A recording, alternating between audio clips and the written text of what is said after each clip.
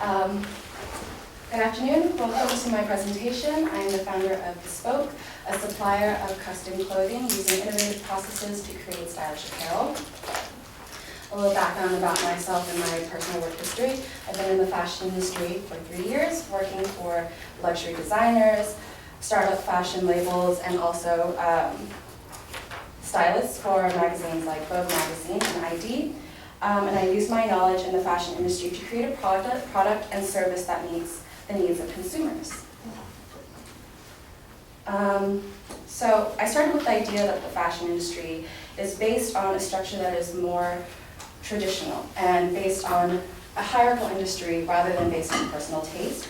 Retailers like to shove designs straight from the runway and over to consumers who end up wearing the same thing at the same place and are forced to conform to this kind of brand society. In the end, the garments aren't even fitting well because standardized sizing across labels vary. So the problem is consumers want something special. They want to feel that they're unique as their personality. A size medium at Forever 21 isn't the same at Macy's, and one size fits all at Brand Melville doesn't fit most.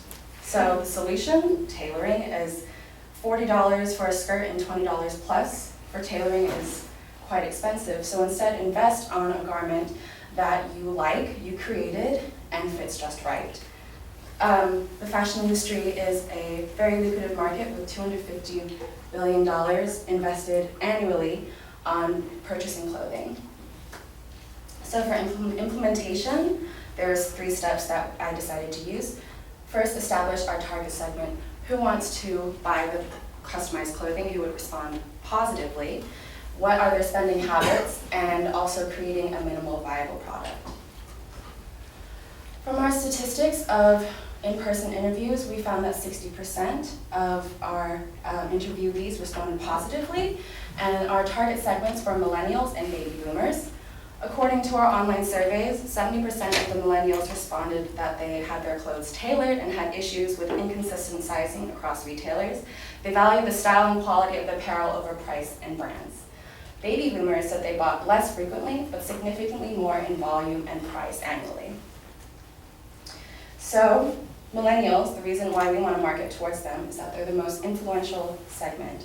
They will have $1.4 trillion in purchasing power by 2020, and if they believe in their product, then they are willing to spend more. And who wouldn't believe in their own idea?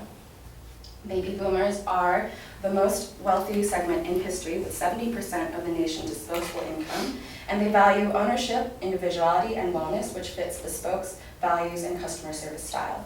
They are more likely to buy premium quality products, so that is why we will market our premium quality and exotic fabrics towards them.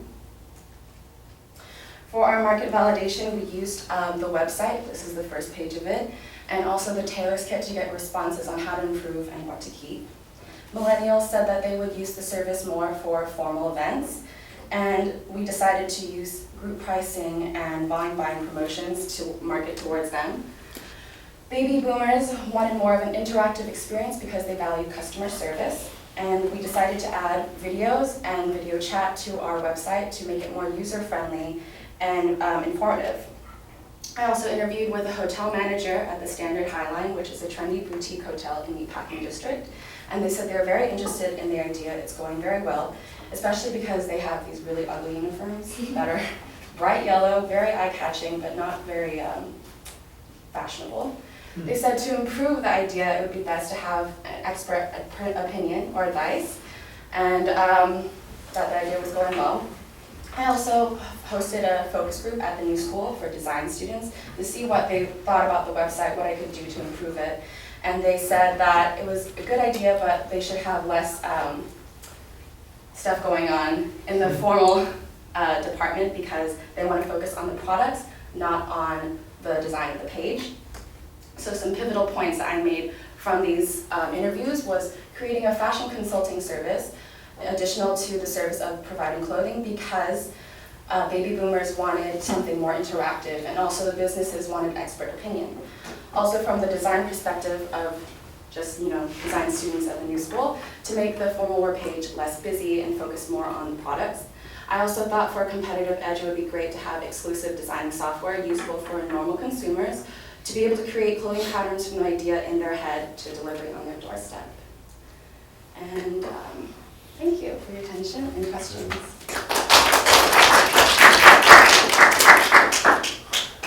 I don't think I understood what exactly you want to do with this. Is this a tailoring service? In the end, you want to be a consultant, a fashion consultant. What does that mean, a fashion consultant? A fashion consultancy was actually just an additional service to be able to create your own clothes. So if you come onto the website, you can either choose between options of creating your own clothes from scratch or using the templates that I already provide and customizing it. Okay, so you're keeping this model and you're adding to it consulting services? Yeah, to do the B2B aspect. If I want to sell towards companies, they want more of a service to help with their uniforms, because those businesses really want presentation to bring in consumers. Okay, so I'm a consumer, I'm going on the website. Can you just take me through this of why I'm not there and what is going to be the end product for me? Well, if you are a consumer for this website, you would want something that is unique, something different from, other people on Wall Street that wear the same blue shirt, khakis. And you want something that fits right without, having to spend excess money. Sorry, I didn't mean to like that. I'm like, wait, that's not fair. You're right.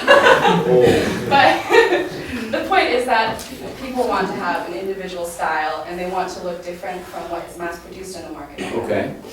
But, there's a lot that goes into it. I mean, you basically creating something like a fashion, a brand on your own of making clothes, and you're making them for other people. What about researching this entire apparatus of what it will be to have a company like that? Well, how much it's going to cost and all kind of things?